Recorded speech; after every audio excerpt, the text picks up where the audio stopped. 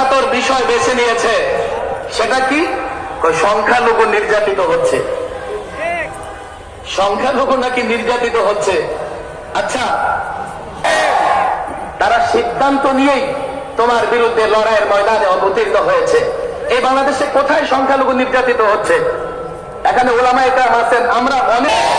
আমার দিকে তাকাও, আজ পর্যন্ত 53 বছরে কোন ধর্মের লোকেরা তাদের পূজা, তাদের নানা রকমের ধর্মীয় কর্মকাণ্ড করতে গিয়ে বাধার শিকার হয়েছে এমনও কোনো প্রমাণ কেউ দিতে পারবে না।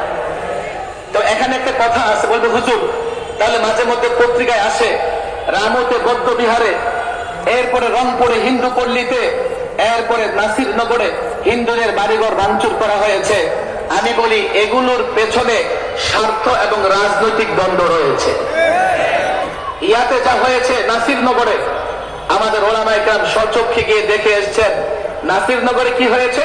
স্থানীয় একজন সংসদ সদস্য বিবারিয়া শহর থেকে ট্রাকে করে লোক ভাড়া করে নাসিরনগরে হিন্দুদের বাড়িঘরে আক্রমণ চালিয়েছে, যাতে এই দায়ভার আলেমদের এবং সরকার বিরোধীদের উপর চাপাতে পারে। রামতে বৌদ্ধ বিহারে আক্রমণ হয়েছে, আমি এগুলোর পুলিশ রিপোর্টও দেখেছি। পুলিশ যে রিপোর্ট দিয়েছে, পুলিশ যে চার্জশিট দিয়েছে, এই নামগুলো যদি আপনারা দেখেন, একটা নামও কোন আলেম, কোন ইমাম, কোন মাদ্রাসার ছাত্রের নয়, এগুলো সরকারি দলের নেতা কর্মীদের নামই ছিল। এদেশে ধর্মের নামে কোনো মারামারি নাই, কোথাও ধর্মের নামে মারামারি হয় না। ব্যক্তি স্বার্থ বা রাজনৈতিক দ্বন্দ্বের কারণে হতে পারে, কিন্তু ব্যক্তি স্বার্থ বা রাজনৈতিক দ্বন্দ্বে যা হচ্ছে তা ধর্মের নামে চালিয়ে দিয়ে ইসলাম এবং মুসলমানদের বদনাম করবে, এটা তো বরদাস্ত করা যাবে না। আমি বলি বাংলাদেশে সংখ্যালঘুরা, অমুসলিমরা জামাই আদরে বসবাস করে, তারা এতটা অধিকার পায়, চাকরির ক্ষেত্রে তারা এতটা সুবিধা পায়, কোটার ক্ষেত্রে এত বেশি কোটা পায়, নানান সেবা যত্নে এতটা গুরুত্ব পায়, সংখ্যাগরিষ্ঠ মুসলমানও এতটা গুরুত্ব পায় না। তাহলে এই যে অভিযোগগুলো আনা, এই অভিযোগগুলো তোলা, এর কারণ কি? দুটা কারণ হতে পারে। এক হচ্ছে চোর যখন ধরা পড়ার আশঙ্কা করে তো নিজেও চোর চোর বলতে থাকে। এখন ধরা পড়বে, জনগণ তাকে ধাওয়া দিয়েছে, তো সে কি করে? আরেকজনের দিকে আঙ্গুল তুলে এই যে চোর, এই যে চোর বলতে থাকে।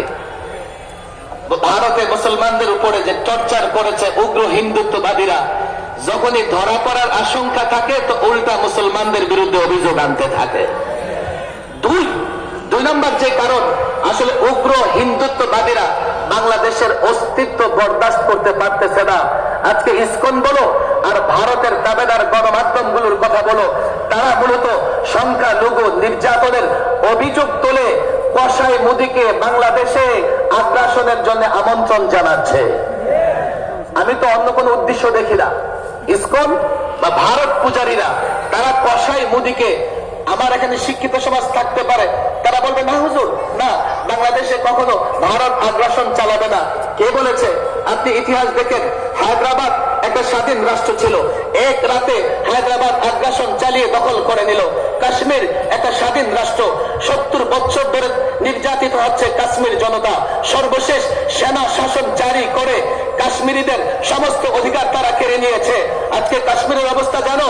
কাশ্মীরে মাদ্রাসা তো নাই বটে, ইসলামিক কিন্ডার গার্ডেন পর্যন্ত তারা বন্ধ করে দিয়েছে। তাহলে এতটা নিরাপত্তা তুমি কোত্থেকে পেলা? এতটা নিরাপদ তুমি কি করে অনুভব করো যে নরেন্দ্র মোদী, কসাই মোদী বাংলাদেশে আগ্রাসন চালাবে না? আমার দেশের যারা অতি শিক্ষিত পণ্ডিত তারা বলবে হুজুর আগ্রাসন চালালে কি করব, আমাদের তো কিছুই করার নাই, আগ্রাসন চালালে কি করব, আমরা তো প্রতিরোধ করতে পারবো না, আগ্রাসন চালালে কি করব, আমরা তো তাদের মোকাবেলায় দাঁড়াতে পারবো না। আমি বলি কে বলেছে? তোমরা যারা কাপুরুষ আছো তো হাতে চুরি পরে ঘরের কোনায় বসে থাকো। একজন আলেম, একজন ইসলাম প্রেমিক বেঁচে থাকতে ভারতের কাছে মাথা নত করবে না।